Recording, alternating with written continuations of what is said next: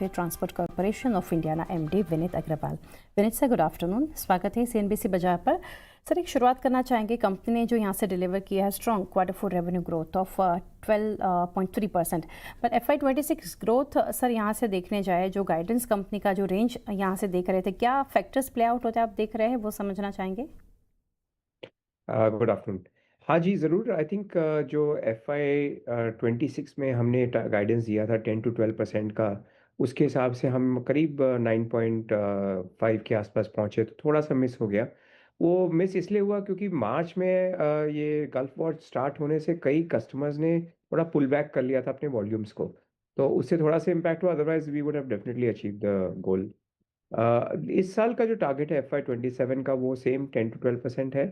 थोड़ा सा इन्फ्लेशन होगा बिकॉज आपका फ्यूल प्राइसेस बढ़ गए, तो उससे रेट्स वगैरह वैसे ही थोड़े बढ़ जाएंगे।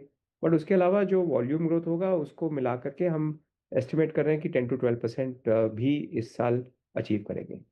ये सब फ्रेट बिजनेस की अगर बात करें तो एक रेवेन्यू ग्रोथ हेल्दी है यहाँ पर 13.4%, बट मार्जिन्स एक शार्पली एक डिक्लाइन नंबर दिखा रहा है ऑन 1.8%।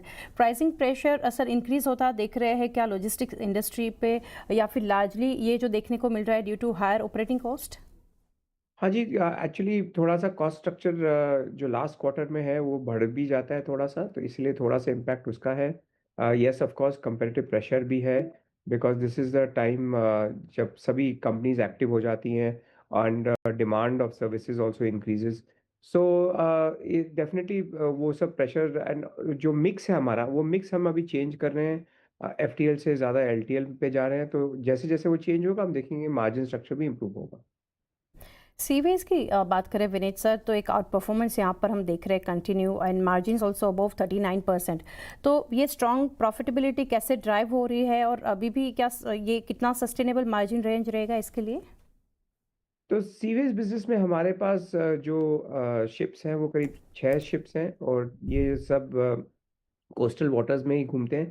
तो इसमें अभी जो ये सब शिप्स डेप्रिशिएटेड है और इंटरेस्ट भी नहीं लगता है इसमें, इसलिए इसके मार्जिन्स अच्छे हैं। कुछ अभी आपको मालूम है कि गल्फ वॉर के कारण फ्यूल प्राइसेस, जो बंकर प्राइसेस बोलते हैं, वो करीब 100% बढ़ गए हैं।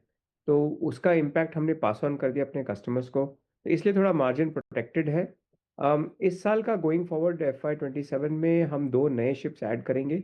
ये आएगा Q3 और Q4 में, तो जब वैसे आएंगे तो उससे थोड़ा सा कॉस्ट स्ट्रक्चर में हो सकता है थोड़ा फर्क पड़े। बट नेट नेट हम एक्सपेक्ट कर रहे हैं कि ये 25-30% के बीच में इसका मार्जिन रहेगा।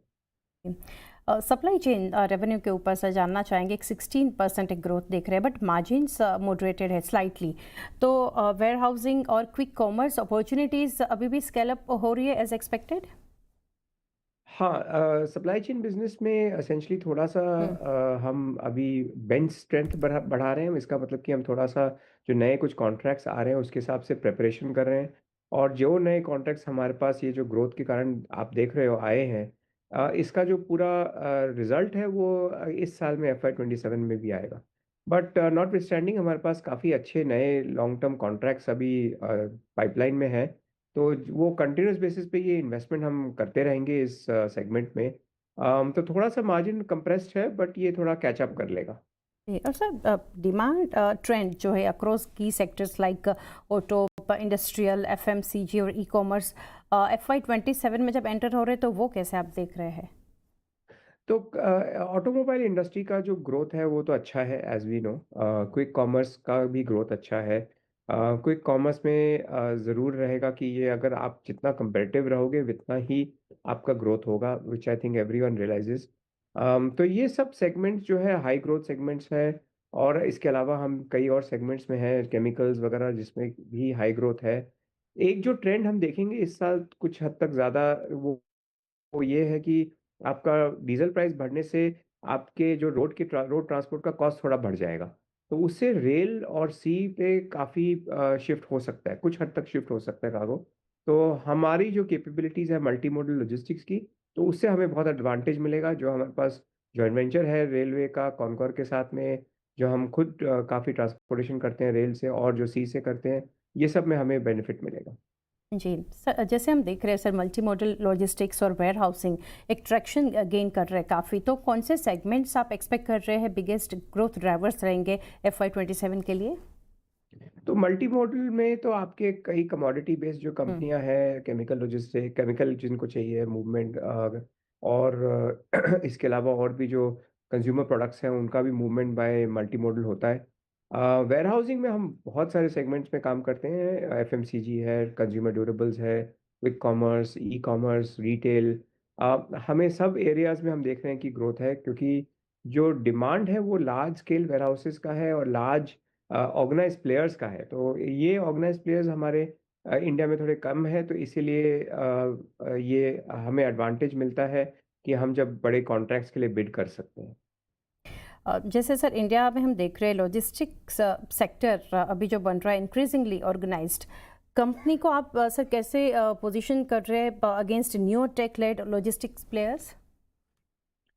सो टेक में जो इम्प्रूवमेंट है वो हम भी इनकॉर्पोरेट करते हैं। हमारे पास भी सेंटर ऑफ एक्सीलेंस है जिससे हम काफ़ी काम कर रहे हैं रिलेटेड टू लॉजिस्टिक्स और इम्प्रूवमेंट टेक रिलेटेड। आज टेक तो सब जगह एक यूनिफॉर्म सिस्टम है, करना ही पड़ेगा, आपको यूज़ करना ही पड़ेगा।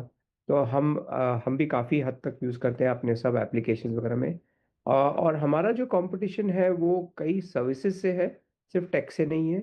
और जो हमारा जो इतने साल से हम सर्विसेज दे रहे हैं डिफरेंट डिफरेंट एरियाज में, और जो मल्टी मॉडल स्कोप बन गया है हमारा, वो यूनिक है इंडिया में। तो उसको end to end service provide करने के लिए बहुत कम कस्टमर कंपनीज है, इनफैक्ट कोई कंपनी नहीं है ऐसी इंडिया में।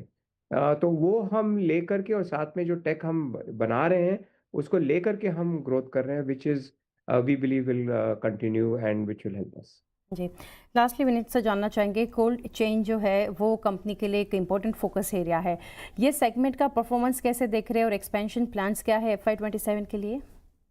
कोल्ड चेन में काफ़ी इंटरेस्ट है, बाज़ार में भी काफ़ी इंटरेस्ट है। जैसे क्विक कॉमर्स और ई कॉमर्स वाले, उनके उनको भी रिक्वायरमेंट रहती है कोल्ड चेन की। और इसके अलावा जो रिटेल कस्टमर्स हैं, क्यूएसआर, क्विक सर्विस रेस्टोरेंट्स, या आपके फार्मास्यूटिकल सेगमेंट है, या आपके केमिकल सेगमेंट है, इन सबको कोल्ड चेन की रिक्वायरमेंट है। और ये हमारा जो बिज़नेस है ये कई साल से, अगले पिछले 5-7 साल से काफ़ी ग्रोथ सेगमेंट में है। हमने इसमें काफ़ी इन्वेस्टमेंट भी किया है और नए-नए टेक्नोलॉजी भी लाए हैं। और इसलिए हमारे पास जापानीज़ जॉइंट वेंचर है, इसमें 20% स्टेक है मित्सुई एंड कंपनी का। तो इसको लेकर के we see very high growth in cold chain in the next few years, और we are very confident is that is achievable. Vineet sir काफ़ी डिटेल्स आपने शेयर की, थैंक यू सर हमारे साथ जुड़ने के लिए। Best wishes for the coming quarters. તો આ રીતે TCIના મેનેજમેન્ટ સાથે આપણે ચર્ચા કરી। અત્યારે અડધા પોણા ટકાની મજબૂતી સાથે સ્ટોક ટ્રેડ થઈ રહ્યો છે। ડે હાઈથી જો કે થોડું પ્રોફિટ બુકિંગ પણ છે, 907ના લેવલ્સ પર છે ટ્રાન્સપોર્ટ કોપ। તો એ સાથે જ સમય